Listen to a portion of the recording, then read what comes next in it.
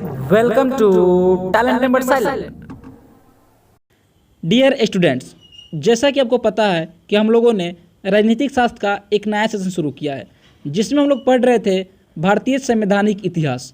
इसके अंतर्गत हम लोग पढ़ चुके हैं 1773 का रेगुलेटिंग एक्ट और 1784 का पिट्स इंडिया एक्ट, और इससे रिलेटेड कुछ MCQ जो इम्पोर्टेंट है और जो स्टेट PSC में पूछे गए हैं उसको हम लोगों ने हल कर लिया है। आज हम लोग पढ़ने जा रहे हैं 1793 का चार्टर एक्ट। जी हाँ, यह एक्ट उतना इम्पोर्टेंट नहीं है, लेकिन फिर भी हम इसको आज कवर करेंगे, क्योंकि अगर इससे रिलेटेड क्वेश्चन अगर एग्जाम में आ जाते हैं तो आपको वहाँ पर रिग्रेट ना होना पड़े कि काश मैं इसको पढ़ लिया होता। तो इसी बात को ध्यान में रखते हुए हम लोग शुरू करते हैं 1793 का चार्टर एक्ट। तो चलिए शुरू करते हैं। और हाँ, अगर आपको वीडियो पसंद आता है तो प्लीज़ इस वीडियो को लाइक ज़रूर कीजिएगा। आपके एक लाइक से हमें मोटिवेशन मिलता है कुछ और बेहतर करने के लिए, तो प्लीज़ लाइक ज़रूर कीजिएगा। तो चलिए बढ़ते हैं 1793 के चार्टर एक्ट पे, इसी उम्मीद में कि आप इस वीडियो को लाइक करेंगे। तो जो पहला एक्ट है वह है कंपनी के व्यापारिक एकाधिकार को अगले 20 वर्षों के लिए और बढ़ा दिया गया। इस पॉइंट पे ध्यान दीजिएगा, और बढ़ा दिया गया मीन्स जब कंपनी भारत में व्यापार करने आई थी तो उसे 20 वर्षों का लाइसेंस दिया गया था। सिर्फ ब्रिटिश ईस्ट इंडिया कंपनी ही भारत में व्यापार करेगी ऐसा भी कहा गया था, लेकिन इस एक्ट में और भी व्यापारी जो थे वो आवाज़ उठाने लगे कि सिर्फ कंपनी ही क्यों व्यापार करेगी, इसका जो एकाधिकार है उसको ख़त्म किया जाए और हम भी व्यापार करेंगे। हालांकि इस पे अमल भी किया गया 20 वर्ष बाद, जो 1813 के चार्टर एक्ट में आप देखेंगे। गाइज, 1813 के चार्टर एक्ट को हम लोग बिल्कुल अच्छी तरह पढ़ेंगे नेक्स्ट वीडियो में। तो चलिए बढ़े चलते हैं हम लोग अपने नेक्स्ट पॉइंट की तरफ। तो नेक्स्ट है, इस एक्ट में यह साफ कर दिया गया कि कंपनी के सभी राजनीतिक कार्य स्वतंत्र नहीं है, बल्कि ब्रिटिश सरकार की ओर से है। कंपनी केवल क्राउन की प्रतिनिधि के रूप में कार्य करती है। गाइज, 1784 के एक्ट में हम लोग देखे थे कि संसद कंपनी को अपने हाथ में लेने की कोशिश कर रही है, जो इस एक्ट में बिल्कुल साफ कर दिया गया है। तो नेक्स्ट पॉइंट है, इस एक्ट के द्वारा गवर्नर जनरल और उसकी पार्षद के सदस्यों की सदस्यता की योग्यता की व्याख्या करते हुए कम से कम 12 वर्ष का भारत में रहने का अनुभव अनिवार्य कर दिया गया।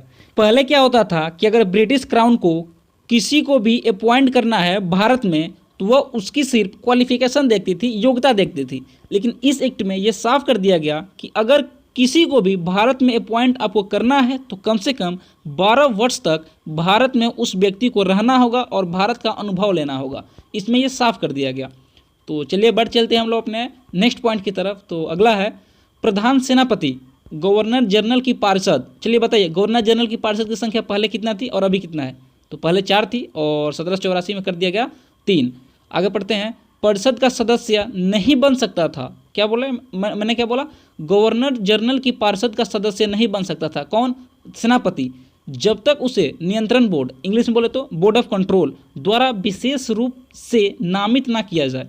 समझ रहे हैं ना आप? इससे पहले क्या होता था, इस एक्ट के पहले क्या होता था कि जो प्रधान सेनापति है वो पार्षद का सदस्य बन सकता था या था, ठीक है, लेकिन इसमें क्लियर कर दिया गया कि जब तक उसे नामित ना किया जाए बोर्ड ऑफ कंट्रोल के द्वारा तब तक वो सेनापति नहीं बन सकता।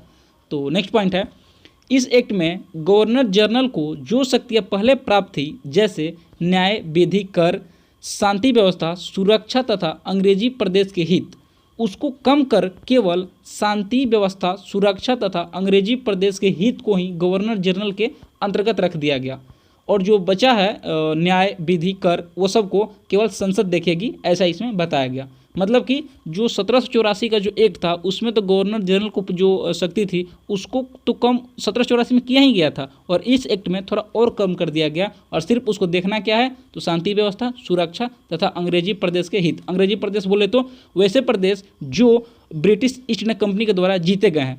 अगर आप लोगों ने 1784 का पिट्स इंडिया एक्ट देखा होगा तो उसमें मैंने बिल्कुल अच्छी तरह से क्लियर किया था। तो चलिए बढ़ते हैं अगले पॉइंट की तरफ। तो नेक्स्ट है, गवर्नर जनरल को यह अधिकार दिया गया कि जिस समय वह बंगाल से अनुपस्थित हो वह अपनी पार्षद के असैनिक सदस्यों में से एक उपाध्यक्ष को नियुक्त कर सकता था। मतलब कि अगर वह बंगाल, जैसे जो बंगाल का गवर्नर है, अगर वो बंगाल में नहीं है, कहीं और चला जाता है, तो उसका जो पार्षद है उसमें से कोई व्यक्ति उसका स्थान ले सकता है, टेम्पोररी, ठीक है, परमानेंट नहीं। तो नेक्स्ट पॉइंट है, इस एक्ट में भ्रष्टाचार को भी कम कर दिया गया, रोक दिया गया। नेक्स्ट पॉइंट है, इस एक्ट में यह नियम बना दिया गया कि कंपनी के वरिष्ठ अधिकारी बिना अनुमति के भारत नहीं छोड़ सकते। अगर वे ऐसा करते हैं तो उससे उनका इस्तीफा माना जाएगा। समझ रहे हैं ना कि अगर कोई व्यक्ति अपने पद पे है, अगर वो भारत से बाहर जा रहा है तो उसे ऐसा माना जाएगा कि वो उसने अपने पद से इस्तीफा दे दिया है। तो गाइज ये टॉपिक यहीं पे कंप्लीट होता है। आप हमसे जुड़े रहने के लिए आप मेरा चैनल टैलेंट नेवर साइलेंट को अवश्य सब्सक्राइब करें। तो चलिए बढ़ चलते हैं हम लोग अपने MCQ की तरफ। तो पहला प्रश्न है, किस एक्ट में भ्रष्टाचार को कम कर दिया गया? ऑप्शन आप देख सकते हैं। तो इस क्वेश्चन का जो राइट आंसर है वह है ऑप्शन नंबर सी, यानी कि 1793 के चार्टर एक्ट में। अगर आप लोगों ने इस वीडियो को ध्यान से देखा होगा तो ये क्वेश्चन उसमें था। तो चलिए बढ़ चलते हैं हम लोग अपने नेक्स्ट प्रश्न की तरफ। तो वह है, निम्नलिखित में से कौन सा सही नहीं है?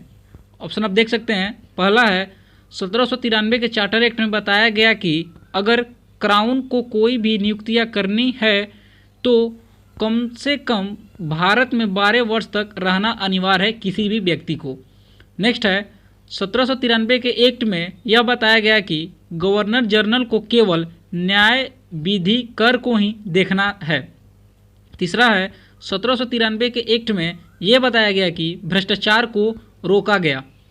और नेक्स्ट है, 1793 के एक्ट में पहली बार भारतीय प्रदेश को ब्रिटिश राज कहा गया। तो इस क्वेश्चन का जो राइट आंसर है वह है ऑप्शन नंबर डी, यानी कि 1793 के चार्टर एक्ट में पहली बार बताया गया कि भारतीय प्रदेश को ब्रिटिश राज कहा गया। गाइज ये जो डी नंबर ऑप्शन है वह 1793 के एक्ट में नहीं बताया गया था, ये पिट्स इंडिया एक्ट में बताया गया था। अगर आप लोगों ने पिट्स इंडिया एक्ट देखा होगा तो आप राइट कर दिए होंगे इस क्वेश्चन को। तो अगला प्रश्न है, किस एक्ट में यह बताया गया कि कंपनी के सभी राजनीतिक काम स्वतंत्र नहीं है, वह संसद के अंतर्गत आएगा? तो इस क्वेश्चन का जो राइट आंसर है वह है ऑप्शन नंबर सी, यानी कि 1793 के चार्टर एक्ट में। तो नेक्स्ट प्रश्न है, 1793 के चार्टर एक्ट में किसी भी व्यक्ति को भारत में नियुक्त करने से पहले उसे भारत में कितने वर्ष तक रहना अनिवार्य कर दिया गया? तो ऑप्शन आप देख सकते हैं। तो इस क्वेश्चन का जो राइट आंसर है वह है ऑप्शन नंबर डी, यानी कि 12। तो नेक्स्ट प्रश्न है, किसे उपाध्यक्ष को नियुक्त करने का अधिकार दे दिया गया था?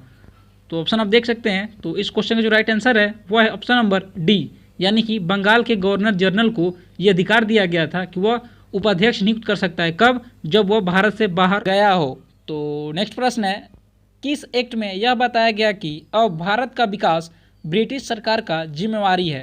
तो इस क्वेश्चन का जो राइट आंसर है वह है ऑप्शन नंबर सी, यानी कि 1793 के चार्टर एक्ट में। तो फ्रेंड्स इस एक्ट के बाद हम लोग नेक्स्ट पढ़ेंगे 1813 का चार्टर एक्ट। तो फ्रेंड्स अगर आपको वीडियो अच्छा लगा हो तो प्लीज़ मेरे चैनल को सब्सक्राइब और इस वीडियो को लाइक अवश्य करें। तो चलिए मिलते हैं नेक्स्ट वीडियो में, अभी के लिए धन्यवाद।